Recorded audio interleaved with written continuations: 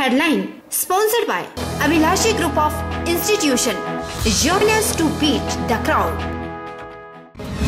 2 नवंबर से प्रदेश के शैक्षणिक संस्थानों में नियमित होंगी कक्षाएं। एसओपी की अनुपालना सुनिश्चित होने के बाद लगेंगी 9वीं से 12वीं तक की कक्षाएं। मंत्रिमंडल ने लिया निर्णय, नियमित आधार पर भरे जाएंगे कांस्टेबल के 1334 पद। सुखराम परिवार पर चंपा ठाकुर और दीपक शर्मा ने बोला हमला। अनिल शर्मा मैं और मेरा परिवार के दायरे तक ही सीमित। अगर आला कमान ने जबरन दल बदलू को दिया टिकट तो गंभीर होंगे परिणाम। सोलन में उपायुक्त की पहल, किसानों को दूध की कमाई का जल्द मिलेगा रुका हुआ पैसा। दुधारू पशु सुधार सभा के खाते की जांच में पाई गई है अनियमितता, होगी उचित कार्यवाही।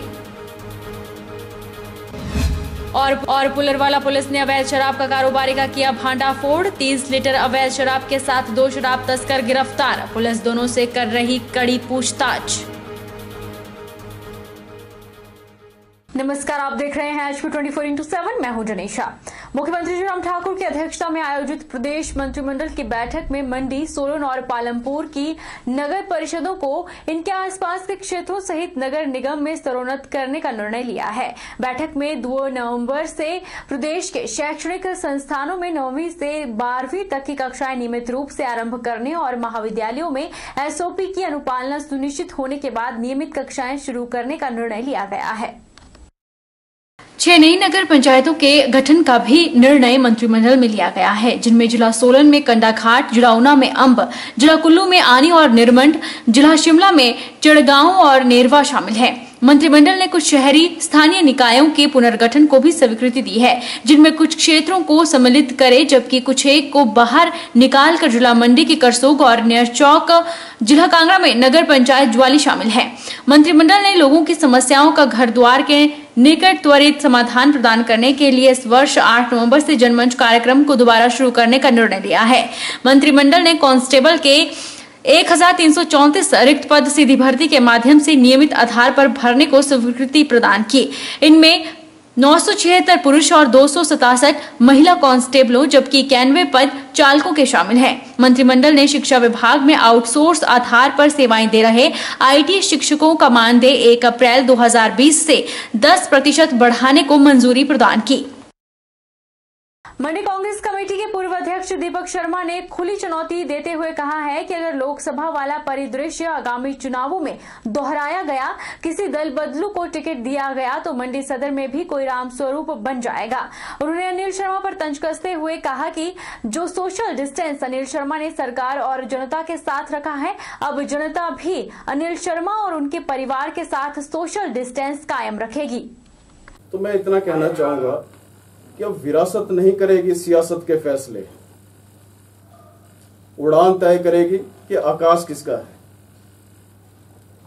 जो काबिल होगा और जो हकदार होगा वही सदर से अगला उम्मीदवार होगा।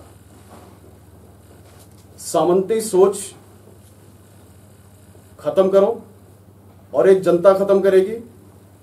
यहां का परिदृश्य जो आपका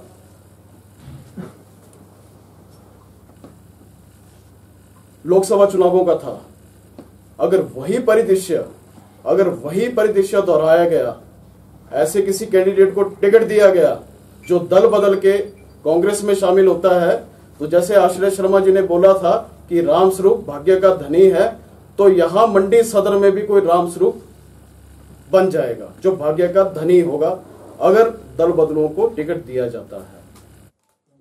मंडी जिला में सियासी सरगर्मियां तेज हो गई हैं। आश्रय शर्मा द्वारा पत्रकार वार्ता कर अनिल शर्मा के मंडी सदर में कांग्रेस से चुनाव लड़ने के संकेत देने के बाद कांग्रेस पार्टी के मंडी कांग्रेस कमेटी के पूर्व अध्यक्ष दीपक शर्मा और सदर पूर्व प्रत्याशी चंपा ठाकुर ने पत्रकार वार्ता कर कांग्रेस से आगामी चुनाव में प्रत्याशी होने की बात कही।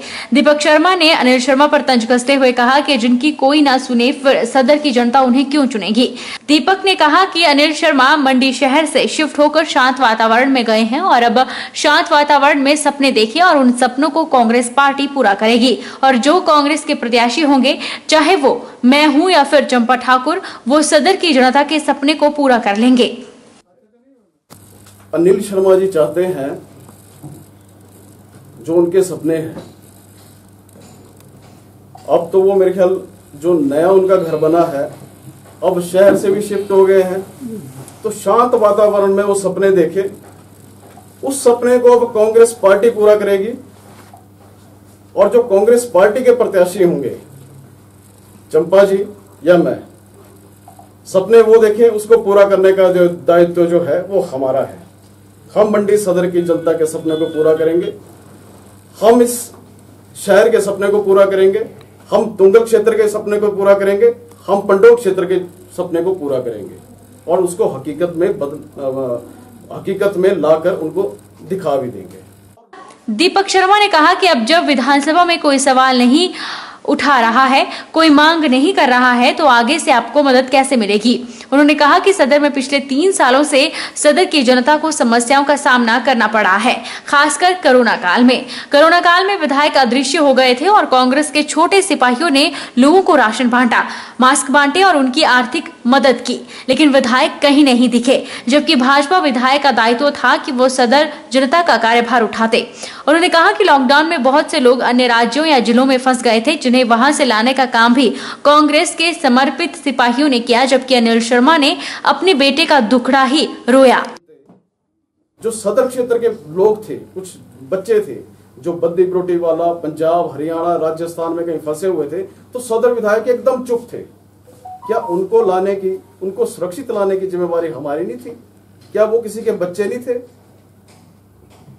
क्या किसी के घर के नहीं थे? उन्होंने अपने बेटे का दुखड़ा जरूर रोया कि उसको आने नहीं दिया। उन्होंने उस बात का दुखड़ा नहीं रोया कि एक ड्राइवर सदर क्षेत्र का किलोंग में उसको हार्ट अटैक पड़ा था, उसको कैसे लाया जाए। ये मामला हमने उठाया और उसको यहां से एयरलिफ्ट करके मंडी पहुंचाया। सदर के जनता के किलाड़ में फंसे हुए थे लोग, उनको कैसे लाया? उनको सिर्फ अपना बेटा याद आता है? क्या सारे सदर क्षेत्र की जनता के वो पिता नहीं है? जब विधायक है तो उनको इसका दायित्व निभाना चाहिए था, उनको लाना चाहिए था। इस जिम्मेवारी को कांग्रेस के लोगों ने निभाया है, कांग्रेस के समर्पित सिपाहियों ने निभाया है।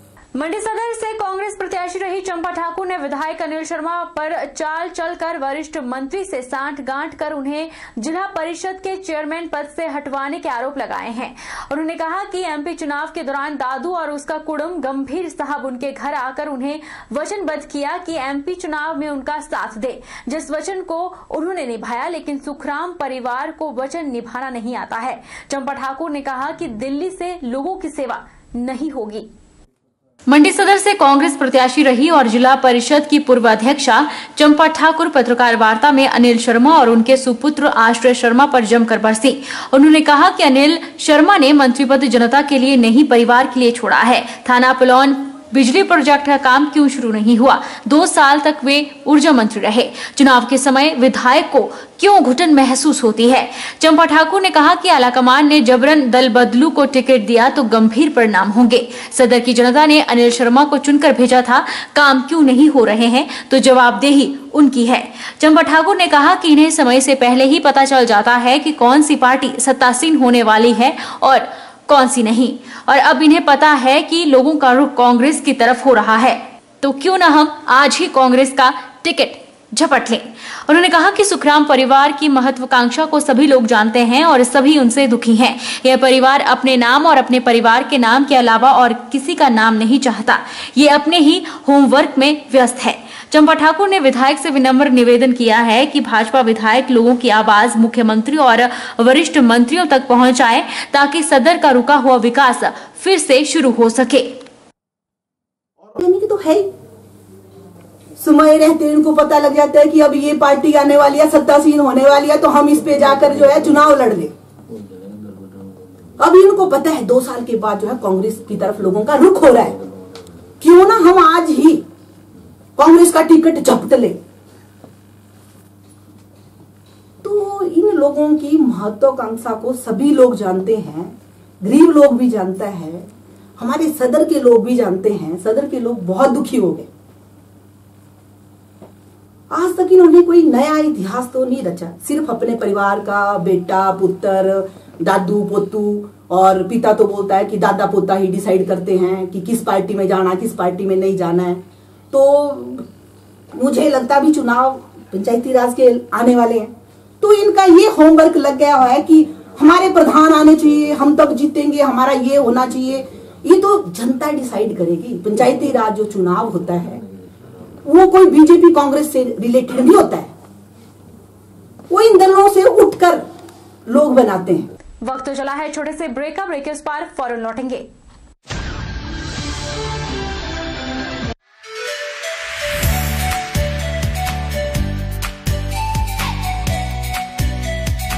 Abhilashi Group of Institution, where you can get admission in 2020 and 21 for BTech in Civil, Mechanical, Electrical and Computer Science Engineering, Diploma in Civil, Mechanical and Electrical Engineering, B Pharmacy, B.Ed, D.L.Ed, MSc, Physics, Chemistry, Botany, A&M, G&M, BSc Nursing and Post Basic BSc Nursing courses. For detailed inquiry, please contact Abhilashi Group of Institutions near Chowk, Tehsil Bald District Mandi, Himachal Pradesh.